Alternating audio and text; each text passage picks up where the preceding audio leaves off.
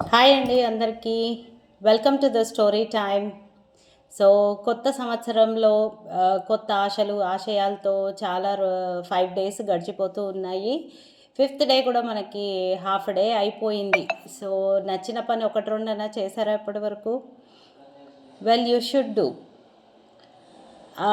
ప్రపంచం చేయాలా చేయకూడదా అని ఏమీ చెప్పదు, just it will exist.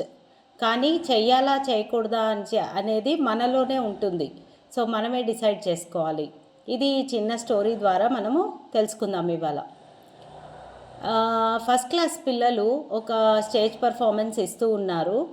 So అందరు చక్కగా డ్యాన్స్ చేస్తూ ఉన్నారు. సడన్గా ఏమైందో తెలీదు, ఒక జంటలో ఉన్న ఒక బాబు ఏడవడం మొదలుపెట్టేశాడు.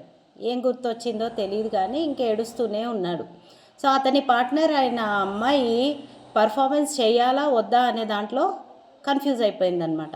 ఒక 10 సెకండ్స్ అలా షాక్ అయిపోయింది, ఏంటా అబ్బాయి ఏడుస్తున్నాడు ఇలా అనేసి.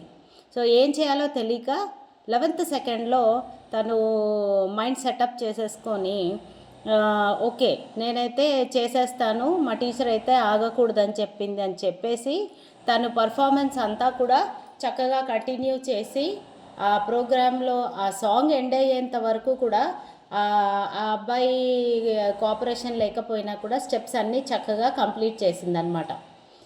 మనమైనా అంతే. సో మనకి ఇది రాలేదు, హెల్ప్ అది రాలేదు అనకుండా ఉన్న దాంతో ఉన్న రిసోర్సెస్తో మనం ఎంత చేయగలిగితే అంతే చెయ్యాలి. అది పర్ఫెక్ట్ ఉండాల్సిన అవసరం లేదు.